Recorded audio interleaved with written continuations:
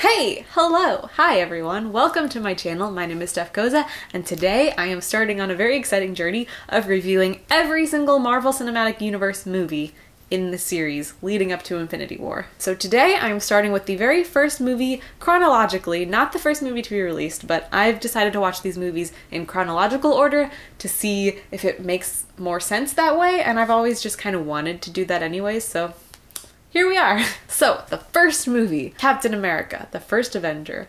I love this movie so much. I'd also like you guys to know that all of these reviews will have spoilers, except for the ones that I've already done, because most of those I don't think have spoilers in them, but since a lot of these movies have come out a pretty long time ago, and I'm assuming you've all seen them, I'm just going to probably throw in some spoilers here and there, so just be warned, if you haven't for some reason seen any of these movies, there will be spoilers. But also, like, get your life together and go watch these movies. What are you doing here?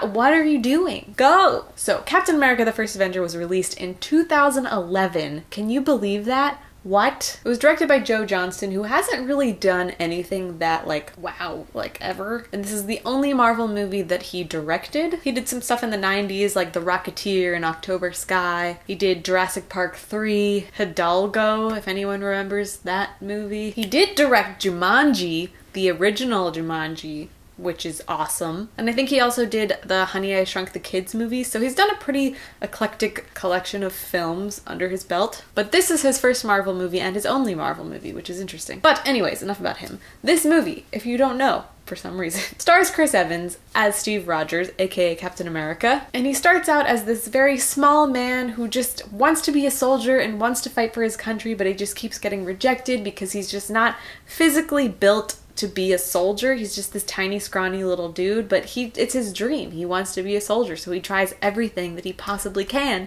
to become a soldier. And eventually, they decide, after lots of trials and tests and observing of him, that he is going to be the new candidate for this scientific experiment where he eventually becomes Captain America because of it. But he basically takes the super soldier serum and it is injected into his body, and he gets big muscles and turns into the big, lovable Captain America, Steve Rogers, that we all know and love. But as Captain America, he has to take down this warmonger and terrorist attacks and just be the American hero that he's destined to be. After watching this movie again recently, because it had been a while since I had sat down and watched this film, I really appreciate this movie. Like, out of all the Marvel movies, this is such a great one. It's such a wonderful origin story. I feel like as the movies went on, we got worse origin stories, but this was a really good one. I love how pure Steve Rogers is. He's just such a kind-hearted, beautiful man, and I love him. I love that this is a period piece. I love that it's set in the 40s. The whole style of the film is very cool, and I love that about this movie. This is the first time we see the Tesseract, which is pretty cool. This is also where we meet Peggy Carter, who I love, one of my favorite characters.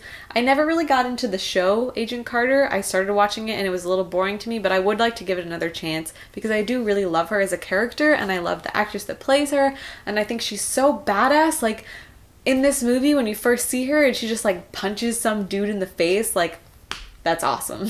I love her. And we also get Red Skull in this movie as the villain, played by Hugo Weaving, and Red Skull is like huge villain, super awesome, amazing villain. I will say in this movie, he's not that awesome. He just felt like a very cheesy comic book villain in this movie. Like, just looked very cheesy. He had the cheesy little sidekick guy. Everything about it was very cheesy to me, and not really my favorite part of this movie. I think pretty much everything in this movie revolving around Red Skull was kind of like, okay. But I do love Captain America in this movie. I think it's such a great introduction to his character. I think it's a great introduction to Bucky, and we see his origin and what happens with him. And it's just a really nice setup without feeling like a setup. Like, it still feels like a great story from beginning to end. It's pretty early in the MCU, so that we didn't really know exactly where things were going. I mean, I think at this point we knew there were going to be the Avengers. They teased it in Iron Man 1, which is amazing. For them to be that bold to tease it in the first movie, like, they just knew that this is gonna work. They knew. I also like that we see Tony Stark's father in this movie, Howard Stark, and we kind of see the parallels between Tony and his dad and how they're like basically the same person. I mean, they definitely have some differences, but they're very similar, and I love being introduced to him in this era, and I think it's a really good setup, and I think that's why it's important to watch this movie first in chronological order and then watch Iron Man after that, because it's really cool to see those origins and to see Steve Rogers interact with Tony's dad and then later see him interact with Tony, and I just think it's really cool. I also like that this movie is just a really good war movie. Like, despite the fact that it's a comic book movie, like, toss that aside and it's just a very well done war movie. It explains the trials of war and what's scary about war and what's real about war, and it's just very, very, very well done. Like, the whole boot camp segments, I love seeing Steve Rogers build as a character, and I love showcasing him as a hero before he even becomes Captain America. Like, the whole beginning of the movie where he's still this scrawny little dude, and he has such a big heart. Like, he tries to sacrifice himself to kill the other soldiers when the grenade gets thrown down. He uses his wits and he outsmarts them through all of their tests and trials instead of using his strength, since that's one of his weaknesses. And it's just so cool to see him build as a character and be introduced in that way, and I think it was done so well, and it wasn't rushed, and the pacing was so good. I love this movie so much. It also has such a great ending. I mean, we know that he, like, doesn't actually die at the end, but he thinks he's gonna die, and Peggy Carter thinks that he dies, and everyone thinks he's dead, and he just sacrifices himself for the greater good, and that is such a great moment. I mean, that's exactly what Steve Rogers is. He is a soldier 100%. He is there to fight. He doesn't care about his own life. He just cares about everyone else around him, and he will do whatever it takes to save the people that he loves and the people that he's protecting, and I love that so freaking much.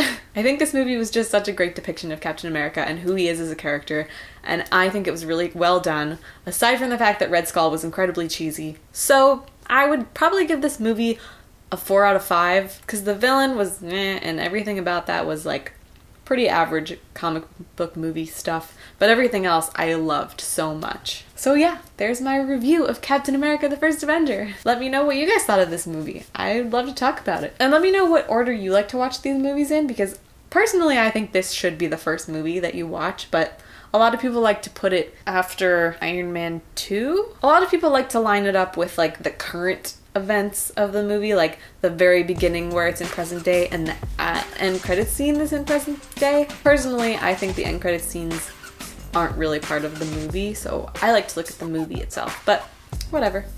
You do you. So yeah, thanks for watching this review. Until Infinity War comes out, we'll see how it goes. I'm very excited to do this, so let's get to it. Thanks for watching. Bye.